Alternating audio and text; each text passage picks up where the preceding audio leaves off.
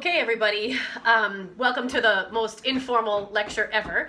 But what I'm going to do is walk you through the first half of our application of this process for personal decision making. I'm not going to do the full bit today because we're going to carry it over into our Friday assignment for tomorrow going into the weekend. But what I'm going to do is share this process with you so that you can apply it to the dilemma that you wrote about for our assignment yesterday. You're not going to have to share, the specifics of what you think about. You may choose to share some of that with me, but it's totally not required. But I do want you to do this full process for yourself. A lot of it involves journaling prompts. So it's something that is time consuming, but I cannot emphasize to you how worth it is, especially if the dilemma that you're thinking through is about something that's a big deal to you. So if it's about relationship dynamics or it's about career choices, these are things that have huge impacts on our life, and hence the relevance of ethics and of a process like this.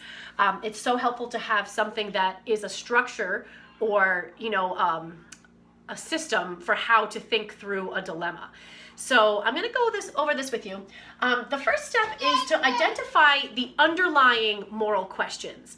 And so by that I mean that what it appears on the surface to be the major issue is not always the major issue. Often there are much deeper and more complex questions underneath the thing that's bothering us or the thing that's troubling us. And so spending some time thinking about what is really bothering me, and maybe even journaling on that. So if you're into the journaling and that's been working for you, this is a great thing to do where you're just going to free write in response to that. What is really bothering me? And oftentimes that can help just, enlighten us as to what we're dealing with, like what are the fundamental issues at stake that we're trying to think through. So clarifying that from the get-go can really help, and sometimes even that alone can really put things in perspective for you. So the next step, so we identify the underlying moral questions. The next step, and this is something that is my addition to this type of a process that you might see in a textbook or what have you, but this is really something that comes very much out of the work I was sharing with you that is from care ethics, where we really looked at that question of, do emotions help us or hinder us when we're making choices? And the answer is definitely both, right? It's not going to be the same thing every time in every situation, but we do have to acknowledge that we have emotions there. They're present. So, things that push our buttons or trigger us or, we're uncertain about definitely are going to have emotions around them. And so, one, we need to acknowledge that, and we need to sort of plan for that in our process. So the second step is to process your emotions around that. What I'm going to give you is a short journaling process that you could use to do that. So step one, and this would be, again, free writing. This is something that you wouldn't plan on showing to somebody else. It's not like you're writing letters or anything like that, but this is really just for your own self-reflection. So to get some clarity around, what's going on emotionally, start by step one, listing only facts and information about the situation that you're analyzing. And so by that, I like to think of myself as a journalist, where you're just giving just the facts, right? What happened and, what occurred. So not putting in any of your own personal take on it. The next step, and you would do this maybe on a separate piece of paper, turn the page, you would be to list and describe only emotions.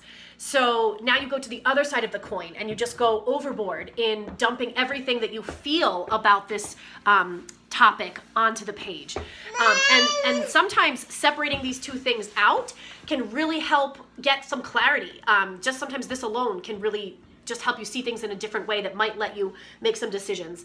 The third step in this process is to, after doing facts, then emotions, free write for 5 minutes, putting both facts and emotions together.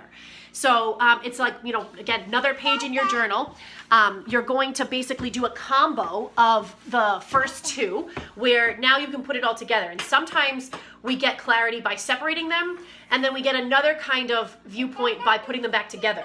So, try it out, see what happens. It's definitely going to help figure things out, right? So, okay, we're done with step two. We're on to step three. We haven't formally used this word. It's been in our textbook, but I haven't used it, I don't think, to list all stakeholders. Now, stakeholders, we can think of them as, when we were talking about utilitarianism, and we talked about the importance of looking at how everybody affected, all affected, are going to be impacted by this decision or this potential decision. And so this is that exact same thing. We really need to think through who all is going to be impacted by our choice. And sometimes this is a very big group. Many of our choices now have global consequences. And so it could be a very large pool of people. It could be a very small pool of people. But also don't forget to include yourself. You are a stakeholder in a dilemma that affects you. So again, that question of, our self-interest versus the interests of others. What we want to do is just look, put out on the table in front of us and look at who all is going to be affected. So list all the stakeholders. And then what we really want to ask ourselves about these stakeholders is what duties are owed to each one. And we haven't really talked too much about duties, but basically we're going with the idea of W.D. Ross. And he gave us a list, very convenient, of 7 duties that are kind of intuitive in our interactions with each other as fellow humans. And so you could start there to think about, do I owe a duty of gratitude? Do I owe a duty to myself for self-improvement?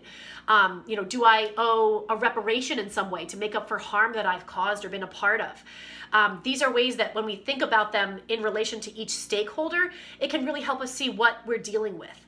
So what are the implications of those impacts for each stakeholder? And that's what we're talking about when we say, what are the duties that we owe to them? And also, we're going to owe different amounts of duties towards each person. So for those who are very close to us, that we're in relationships with, that are family members, that are loved ones, that we have a very physical kind of impact on, they might be owed a greater duty. Maybe the greatest duty is going to be owed towards yourself. Maybe the greatest duty is going to be in shifting your focus from people that you care about to people you don't know, because maybe they're going to be more impacted by the choice. So getting that all out is super important.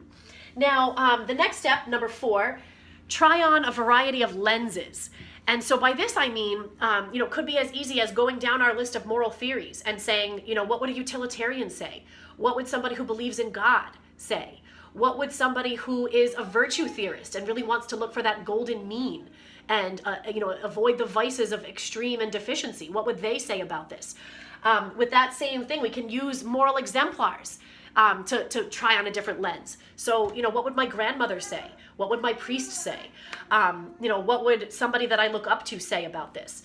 And that's another kind of lens. We're basically wanting to cycle through at least a couple. You don't have to go down the whole list, but some theories will be more relevant than others. Some moral exemplars will kind of jump to mind more so than others. And so looking at least a couple, right? The thing we want to avoid is just doing one.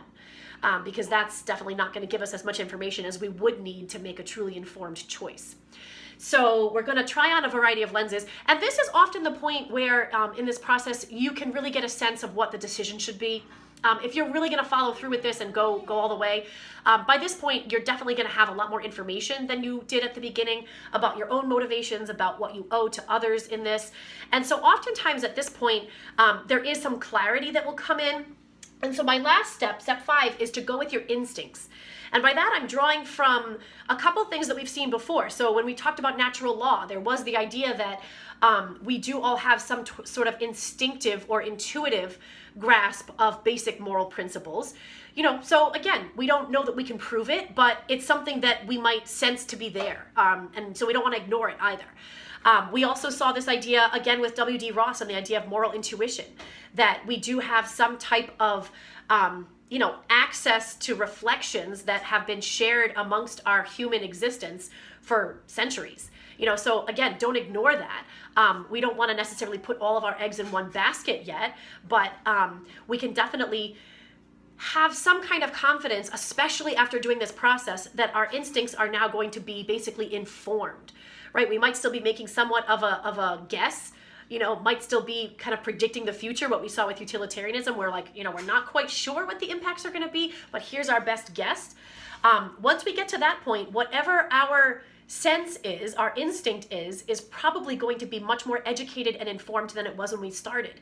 And so therefore, maybe a little bit better of a candidate for you to actually trust. So, what I'm going to ask you to do for today is to apply this process, go through the whole thing, do all the journaling, do it around, excuse me, the dilemma that you wrote about for the last assignment. And what you're going to share on the board is just what happened for you as you did the process. So again, you don't have to talk about what came out of it or what you decided or what you were even thinking about, but just talk about, what steps were the most challenging, what steps were the most enlightening to you, what part of this process really helped. Was there a part that kind of like, flipped a switch on for you where you were like, okay, now I know what to do. So just share what it was like to apply the process on our group discussion board. And then for tomorrow, for our Friday assignment going into the weekend, you're going to be doing a little more reflection on your own dilemma and sharing that privately with me. I am planning at this point to make another video for you to share tomorrow that is applying this process to a few of the dilemmas that came up. I'm having a little bit of a rocky road today, so we'll see if I get that video made. But either way, it will come to you before the end of the semester. We may or may not get it this week. We'll see what happens. So I wish you all the best. I know that stuff has been stressful in many parts of your lives in many new ways. So I want to remind you to take care of yourself. Something like this is an excellent way to take care of yourself. So it's not all just bubble baths and pedicures, right? Self-care is also good, deep reflection. So, go ethics. Okay, I'll see you soon.